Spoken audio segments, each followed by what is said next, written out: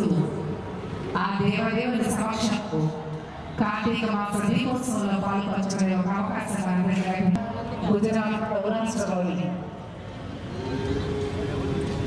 నాగేశ్వర జ్యోతిర్లింగ గారి ఆ ఆలయ నమూనాలుగా ఈరోజు ఇక్కడ ప్రతిష్ఠించుకోవడం జరిగింది. మరి కొద్దిసేపట్లో మీ అందరూ కూడా సందర్శించుకునే అవకాశం కలుగుతుంది. మనందరి ఓం నమః శివాయ. కార్తీక మాస లక్ష దీపోత్సవ కార్యక్రమంలో 11వ సంవత్సరం అంగరంగ వైభవంగా ఈరోజు ఉదయం గణనాథుని ఓం నమః శివాయ. కార్తీక మాస లక్ష దీపోత్సవ కార్యక్రమంలో 11వ సంవత్సరం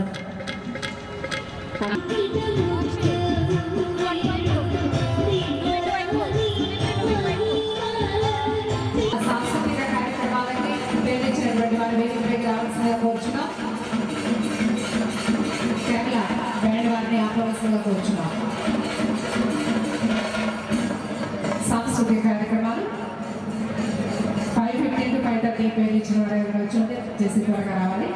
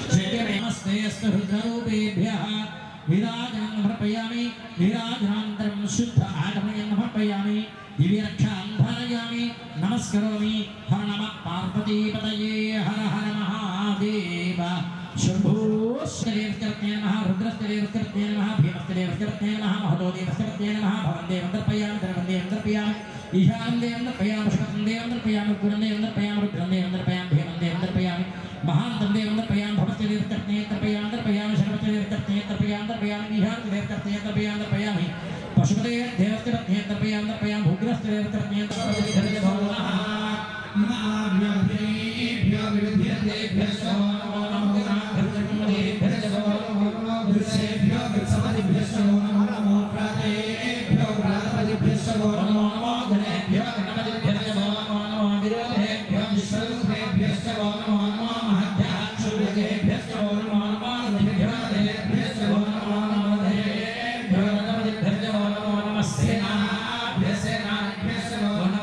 क्षत्र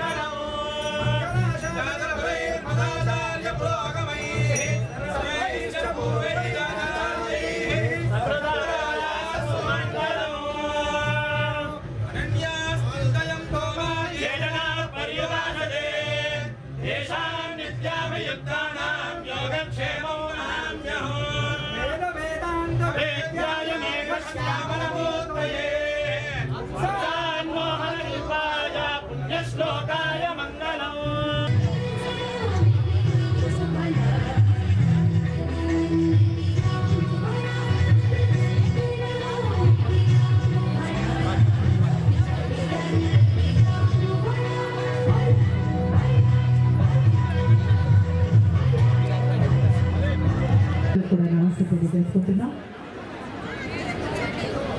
ఈరోజు ఉదయం నుండి అనేక కార్యక్రమాలు నిర్వహించడం 5 నిమిషాలు జ్యోతిని నిర్వహింప చేయడానికి సన్నద్ధమై మన బీపీఆర్ ఫౌండేషన్ అధినేత ప్రభాకర్ రెడ్డి గారు, గౌరవనీయులు ప్రశాంత్ రెడ్డి గారు తెలియజేస్తున్నారు. దీపాన్ని వెలిగించిన పిదప దీపాన్ని స్తుతించడం, సంధ్యా సమయంలో దీపాన్ని దర్శించడం అనేది ఆ దీపానికి నమస్కరించడానికి మన హైందవ సంస్కృతి సంప్రదాయం. దీప్తిని కలిగించేది దీపం, వెలుగునిచ్చేది దీపం, జ్ఞానానికి ప్రతీక దీపం. అసతో మా సద్గమయ తమసో మా జ్యోతిర్గమయ మనలో ఉన్నటువంటి జ్ఞానాన్ని కలిగించి జ్ఞానాన్ని మనకు ప్రసాదించేది దీపాన్ని ప్రజలను చేసుకోబోతున్నాం, ఆరాధన చేసుకోబోతున్నాం. స్వామీజీ కడప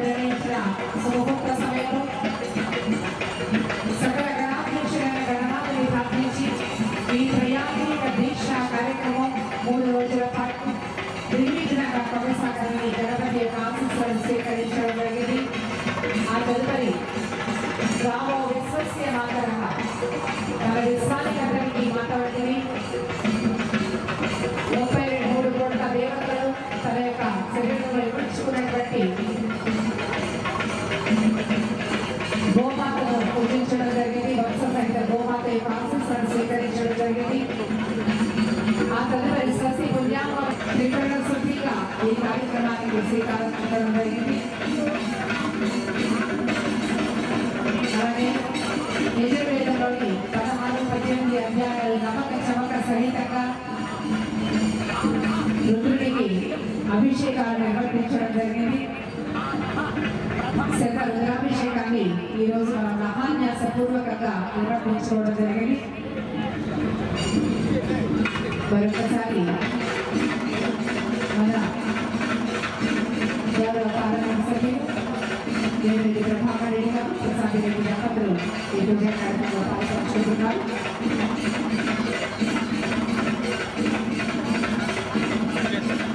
అలాగే గుజరాత్లోని నాగేశ్వర జ్యోతిర్లింగం,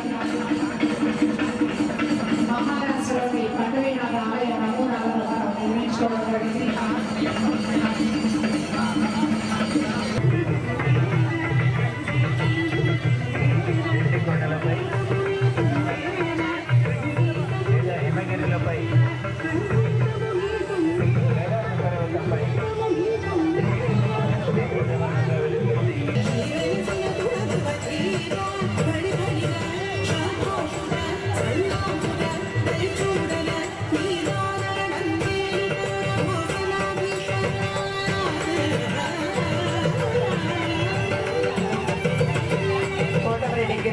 గారు విచ్చేస్తున్నారు.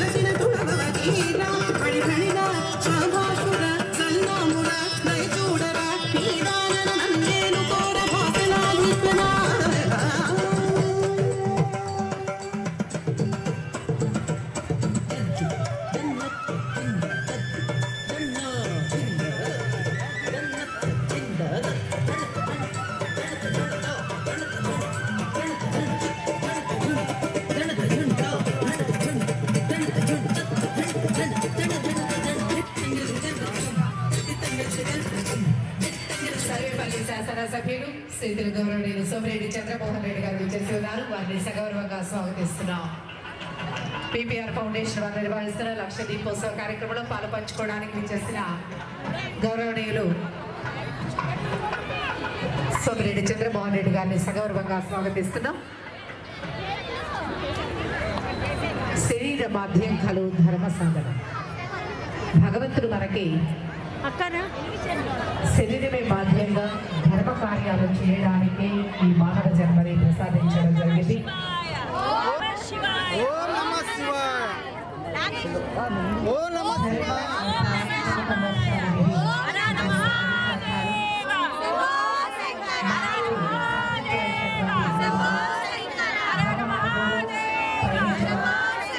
పరోపకారం చేస్తే ఆ పుణ్యం లభిస్తుంది అనే భావనతో పీపీఆర్ ఫౌండేషన్ అధినేత అయినటువంటి మన గౌరవనీయులు ఎంపీ వేమిరెడ్డి ప్రభాకర్ రెడ్డి గారు ఎన్నో కార్యక్రమాలు ధర్మ కార్యాలు నిర్వర్తిస్తున్నారు.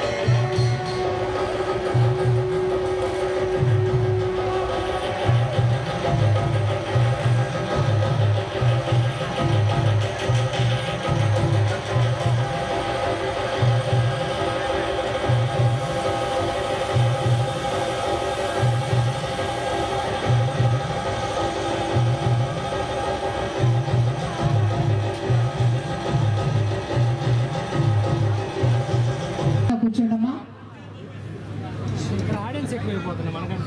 రెండు కాదు ఒకటే ఏదైనా పని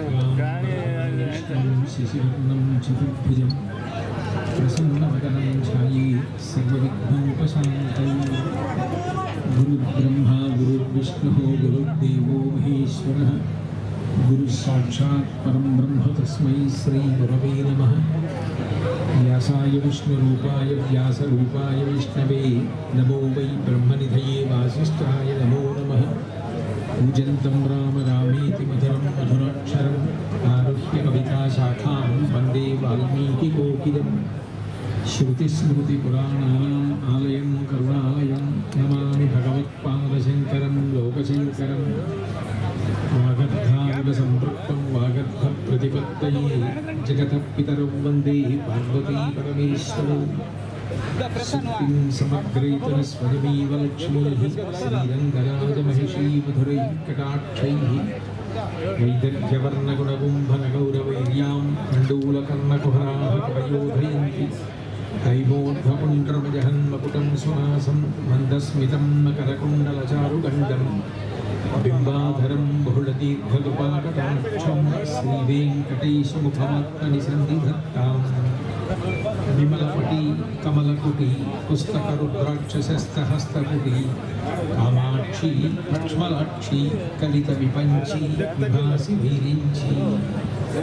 హరి పరమేశ్వర స్వరూపైన సభకి నమస్కారం. ఈరోజు నెల్లూరు పట్టణంలో జరుగుతున్నటువంటి దీపోత్సవ కార్యక్రమంలో మీ అందరి ముందు కూర్చుని 4 మంచి మాటలు చెప్పే అవకాశం లభించడం ఈశ్వరానుగ్రహం. ప్రభాకర్ రెడ్డి గారికి నా ఎక్కువ ఉన్నటువంటి అమితమైన వాత్సల్యం. మనము జాగ్రత్తగా పరిశీలన చేస్తే కార్తీక మాసానికి సంబంధించిన వరకు పంచాంగంలో కార్తీక మాసం ప్రారంభమైనప్పుడు ఒక మాట రాసి ఉంటుంది. ఆకాశ దీప ప్రారంభము అని ఒక మాట ఉంటుంది. మిగిలిన ఏ మాసాలు మీరు పరిశీలించినా మాఘస్నానం ఇట్లాంటి మాటలు ఉంటాయి. కానీ ఒక్క కార్తీక మాసం దగ్గరికి వచ్చేటప్పటికి మాత్రం ఆకాశదీప ప్రారంభం అని ఉంటుంది. అసలు ఈ కార్తీక మాసం యొక్క గొప్పతనం ఏమిటంటే జంతువునాం నరజన్మ దుర్లభం. అన్ని జన్మలలోకి చాలా గొప్ప జన్మ ఏది అంటే మనుష్య జన్మ. భగవంతుడు ఒక్క మనుష్యుడికి మాత్రమే రెండిటిని అదనంగా ఇచ్చాడు. ఒకటి వాక్కు. 84 లక్షల జీవరాశులలో ఏ ప్రాణి కూడా మాట్లాడలేదు. మాట్లాడగలిగిన అదృష్టం ఉన్నవాడు మనుష్యుడు ఒక్కడే. అలాగే బుద్ధి ఉన్నటువంటి ప్రాణి కూడా మనుష్యుడు ఒక్కడే. 84 లక్షల జీవరాశులలో ఏ ఇతర ప్రాణిని కూడా పరోపకారం చెయ్యమని ప్రబోధం చెయ్యరు. ఓ కోడి దగ్గరికో, ఓ పంది దగ్గరికో, పిల్లి దగ్గరికో వెళ్ళి నువ్వు పరోపకారం చెయ్యి అని ప్రబోధం చెయ్యరు. అట్లా చెయ్యవలసినది ఎవరు అంటే మనుష్యుడు. మనుష్యుడు సకల భూతముల నుండి ప్రయోజనాన్ని పొందుతాడు. నీటిలో చేప ఈదడం చూసి తాను కూడా ఈత నేర్చుకుంటాడు. ఆకాశంలో పక్షి ఎగరడం చూసి తాను కూడా విమానాన్ని రూపకల్పన చేసి ఆకాశమునందు ప్రయాణిస్తాడు. నెమలి నృత్యం చేయడం చూసి తాను నృత్యాన్ని అభ్యాసం చేస్తాడు. కోయిల పాట చూసి తాను సంగీతం నేర్చుకుంటాడు. గాడిద బరువులు మొయ్యగలదు అని తెలుసుకుని గాడిద చేత బరువులు మోయించుకుంటాడు. గుర్రం యొక్క డెక్కలు చీలి ఉండవు కాబట్టి పర్వతాలు కూడా ఎక్కగలదు అని గుర్రం మీద కూర్చుని పర్వతాలు కూడా ఎక్కుతాడు.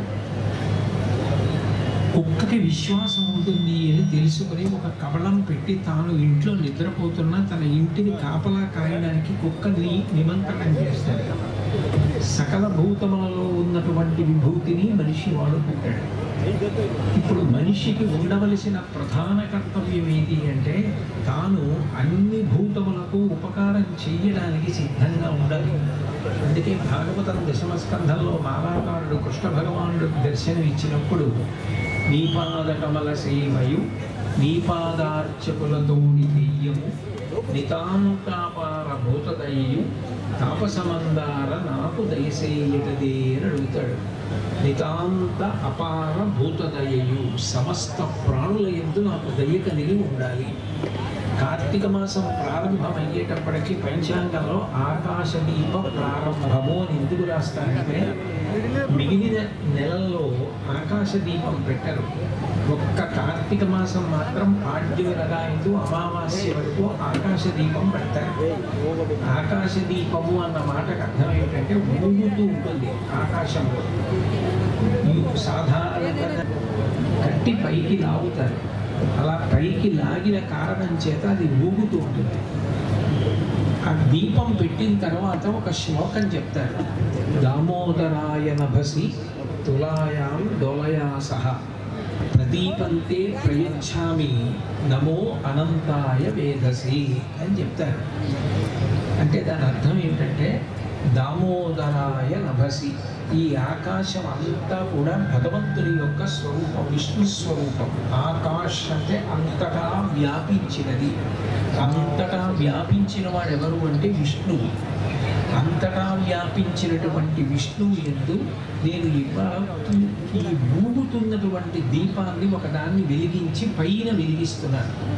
అది వెలిగించడం కిందైనా ప్రకాశించడం మాత్రం ఆకాశంలో ప్రకాశిస్తూ ఉంటుంది. తులాయాం డోలయా సహా, ఊయల ఎట్లా ఊగుతుందో అట్లా ఊగుతున్న దీపాన్ని పెడుతున్నాను.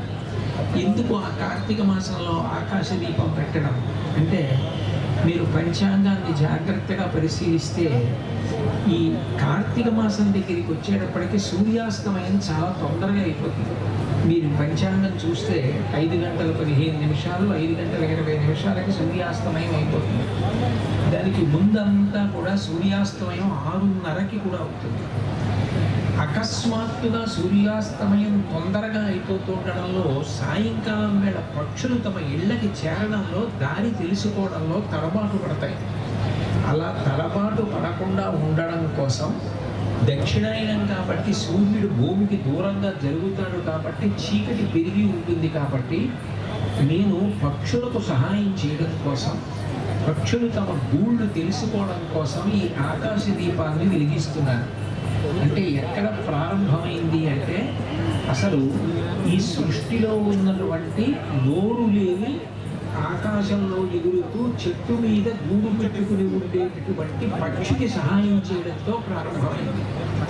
పక్షికి సహాయం ఎందుకు చేయాలి అంటే, కృతజ్ఞతా లక్షణం ఉన్నటువంటి వాటిలో అగ్రస్థానం పొందినటువంటి ప్రాణి పక్షి.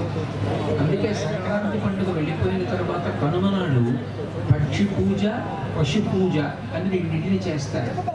పశు పూజ అన్నప్పుడు ఎద్దుకి పూజ చేస్తారు. పక్షి పూజ అన్నప్పుడు పక్షికి పూజ ఎందుకు చెయ్యాలి? ధాన్యం కంకులు కట్టి తెచ్చి పక్షుల కోసం పెడతారు. పక్షికి పూజ ఎందుకు అంటే, పక్షి చెట్టు మీద పుడుతుంది. తల్లి పక్షి గూడు కట్టి ఆ గూట్లో గుడ్డు పెట్టి పొందుతుంది. అది చెట్టు మీద పుట్టింది, చెట్టు మీదే పెరుగుతుంది. మళ్ళీ అది ఆహారం తిని చెట్టు మీదే గూడు కట్టుకుని పెరుగుతుంది.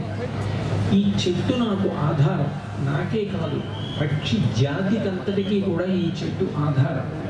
ఇటువంటి చెట్లు నశించిపోకూడదు, ఇంకా చెట్లు పెరగాలని కృతజ్ఞత లక్షణంతో పక్షి తాను కాయలు పళ్ళు తిన్నప్పుడు ఆ గింజల్ని జీర్ణం చేసుకోకుండా వదిలిపెట్టేస్తుంది. ఆ కింద పడిపోయినటువంటి గింజలు వర్ష ఋతువు వచ్చినప్పుడు వాన చినుకు తగలగానే తమంత తాము మళ్ళీ అంకురాలు పొంది మళ్ళీ చెట్లు పెరుగుతాయి. తాను ఏ చెట్టు మీద పుట్టి ఏ చెట్టు మీద పెరుగుతోందో ఆ చెట్లు పెరగాలన్న కృతజ్ఞతా లక్షణంతో గింజ జీర్ణం చేసుకోకుండా విడిచిపెట్టినటువంటి పక్షికి ఉన్నటువంటి కృతజ్ఞతా లక్షణం చాలా గొప్పది. జీవితంలో తప్పకుండా ఉండవలసిన లక్షణం ఏంటి అంటే, కించిత్ ఉపకారం ఎవరి వలన పొందినా కూడా వారి యందు అంత కృతజ్ఞత ఉండాలి. అటువంటి కృతజ్ఞత కలిగినటువంటి ప్రాణి ఆ పక్షి. రామాయణ కిష్కింధకాండలో లక్ష్మణస్వామి ఒక మాట అంటాడు, బ్రహ్మగ్నే చ సురాపే చ చోరే భగ్నం ప్రతీతల నిష్కృతి విహితా సిద్ధి కృతజ్ఞో నాస్తి నిష్కృతి అంటాడు. ఎంత పెద్ద పాపం చేసిన వాడికైనా నిష్కృతి ఉందేమో కానీ చేసిన ఉపకారం మరిచిపోయినటువంటి కృతజ్ఞుడికి మాత్రం నిష్కృతి లేదు. కృతజ్ఞత అన్న మాటకి నిలువెత్తు నిదర్శనం పక్షి. ఆ కృతజ్ఞతా లక్షణం పక్షికి ఉంది కాబట్టి ఆ పక్షి గూటికి వెళ్ళేటప్పుడు తొందరగా సూర్యాస్తమయం అయిపోవడంలో చీకట్లో వెళ్ళలేక ఇబ్బంది పడుతుందేమో, అందుకని మేము ఆకాశ దీపాలు వెలిగించి పైన ప్రకాశించేటట్టుగా పెడుతున్నాం. మనుష్యుడిగా పుట్టాను కాబట్టి లోకానికి ఉపకారం చేయడం కార్తీక మాసంలో నేర్చుకుంటారు. అందుకని ప్రారంభం ఎక్కడ అంటే ఆకాశ దీపంతో. దామోదరాయ నభసి తులాయాం డోలయా సహ ప్రదీపంతే ప్రయచ్ఛామి నమో అనంతాయ వేధసి అని శ్లోకం చెప్తారు. శుక్లపక్షం పూర్తయిపోయి కార్తీక పౌర్ణమి వస్తుంది. కార్తీక పౌర్ణమి మరీ విస్తృతంగా దీపాలు పెడతారు. కార్తీక పౌర్ణమి నాడు దీపం పెట్టిన తర్వాత ఆ దీపం కార్తీక మాసంలో పౌర్ణమి నాడే కాదు, ఎప్పుడైనా దీపాన్ని పెట్టినప్పుడు 2 మాటల్లో ఏదో ఒకటి చెప్పాలి. త్రయంబకమావాహయామి, దామోదరమావాహయామి. ఈ 2 మాటల్లో ఏదో ఒకటి అనాలి. దీపంలోకి నేను దామోదరుణ్ణి ఆవాహన చేస్తున్నారు, త్రయంబకుణ్ణి ఆవాహన చేస్తున్నారని చెప్పి పౌర్ణమి నాడు 2 కారణాలకి గుత్తి దీపాలు వెలిగిస్తారు.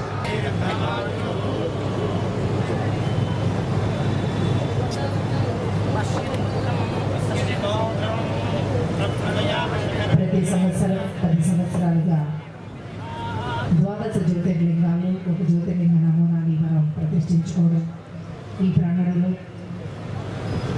అందులో భాగంగా ఈ సంవత్సరం గుజరాత్లోని సౌరాష్ట్రలో వచ్చిన నాగేశ్వర జ్యోతిర్లింగ ఆలయ నమూనాని ప్రతిష్ఠించుకోవడం జరిగింది.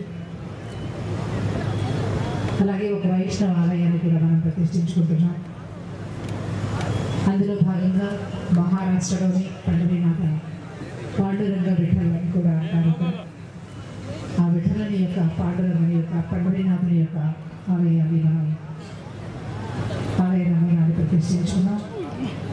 విచ్చేసిన పెద్దలందరూ స్వామీజీ యొక్క ఆశీస్సులు స్వీకరించడం జరుగుతుంది.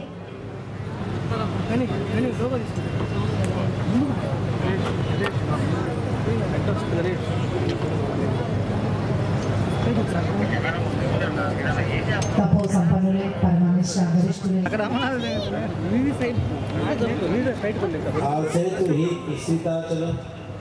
ప్రతి ఒక్క చోటు ఈ కార్తీక మాసంలో చేసేది దీపోత్సవం. ఆ దీపోత్సవం మన వరకు ఉంటే సరిపోదు,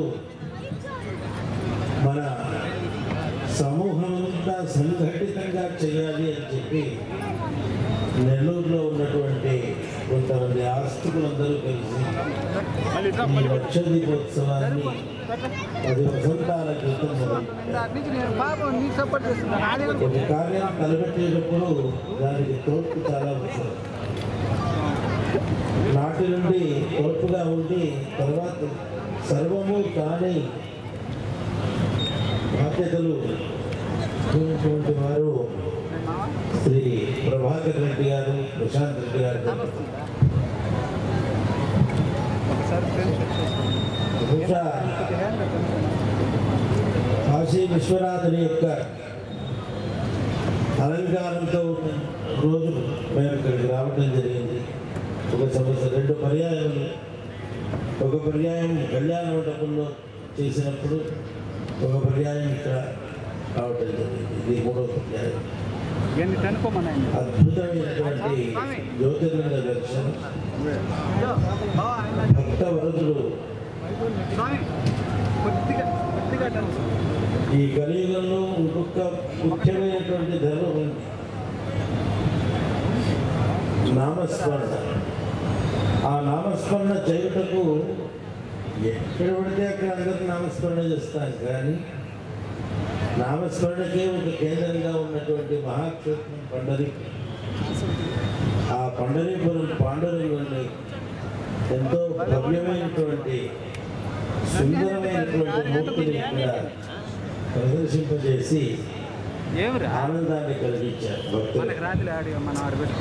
ఇటువంటి ఆస్తిక్యమతో కూడినటువంటి కార్యక్రమాలు సమాజంలో జరుగుట చేత సమాజంలో ఆస్తిక్య వృద్ధి కలుగుతుంది. జనంలో ధర్మశ్రద్ధ కలగాలి. మనం సుఖంగా జీవించాలంటే ధార్మికమైనటువంటి చింతన కలిగి ఉంటాం. ధార్మికమైన చింతన కావాలంటే ధర్మం అంటే ఏమిటో తెలుసుకోగలగాలి.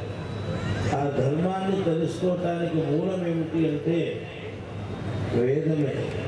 కాబట్టి ఆ వేద ధర్మాన్ని మనం పరిరక్షించుటకు, ఆ వేదం చెప్పబడినటువంటి ధర్మాన్ని అనుష్ఠించాలి అంటే దాంట్లో కర్మోచితమైనటువంటి ఆ వేద ధర్మములు అనుష్ఠించుటకు మనకు కావలసింది గోవు నుంచి వచ్చేటువంటి క్షీరము, ఆద్యము ఇత్యాది.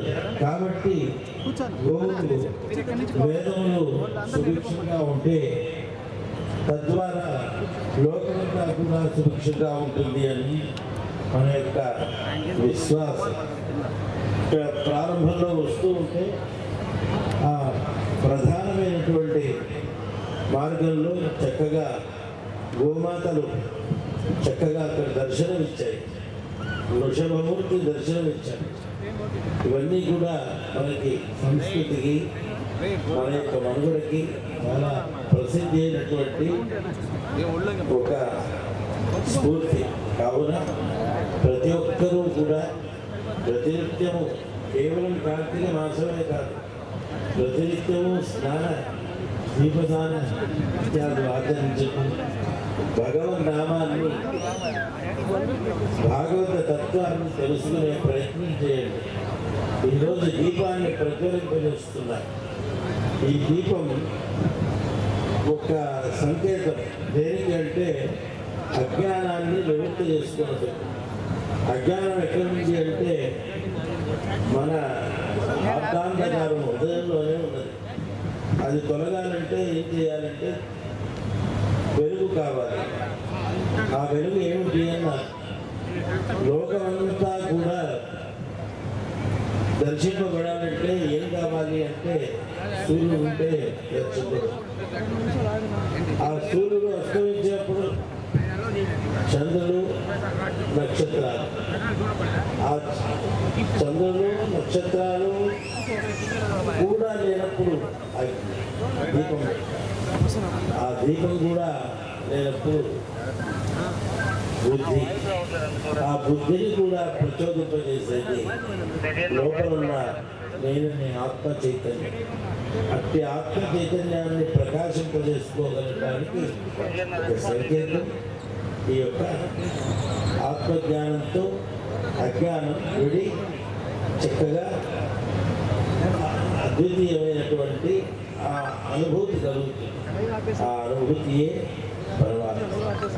కాబట్టి ప్రతి ఒక్కరూ కూడా లౌకికంగా ఎంత ఉన్నా ఆధ్యాత్మికమైనటువంటి కాస్త సాధన లేకపోతే ఆ జీవనం పూర్ణత్వాన్ని చెందదు. కావున అది పూర్ణత్వాన్ని చెందించుకునే ప్రయత్నంగా ప్రతి ఒక్కరూ ఆధ్యాత్మికంగా వెళ్ళవేళలా ఉండక్కర్లే. ప్రాతకాలం లేచి కాస్త ప్రయత్నం చేసి కనీసం 24 నిమిషాలు తాను లౌకికమైన విషయములన్నింటినీ దూరం పెట్టి సాధన చేయగలిగితే ఏమీ లేకపోయినా రామనామాన్ని చేసిన వాడు ముక్తులవుతాడు. కావున ఈ విషయాన్ని గ్రహించి ప్రతి ఒక్కరూ ఇటువంటి నియమాన్ని పాటించండి. ప్రతి ఏడు సుమారు 10 ఏళ్ళుగా చాలా విశేషంగా శ్రద్ధలు ప్రతి సంవత్సరానికి సంవత్సరం ఒక వైశిష్ట్యం పెరుగుతున్నది ఇక్కడ. ఇదే విధంగా ఈ ఎల్లవేళలా ఇలాగే సాగుతూ ఉండాలని దీనికి సహకరించేటువంటి ఆ స్ఫూర్తిగా నిలిచినటువంటి ఆ దంపతులకి పరిపూర్ణంగా ఆశీర్వదిస్తూ ఎంతో ప్రయత్నంతో శ్రమ పూర్తి వీటిని సాధించేటువంటి ప్రయత్నంలో భాస్కర్ గారి, ప్రభాకర్ గారు కానీ ఇంకా ఇతరత్ర వీళ్ళందరికీ కూడా తోడుగా ఉన్నటువంటి సహకార గ్రామందరినీ ఆశీర్వదిస్తూ మా భాష ఆశీర్వదిస్తున్నాం. హర నమ పార్వతీ పతయే.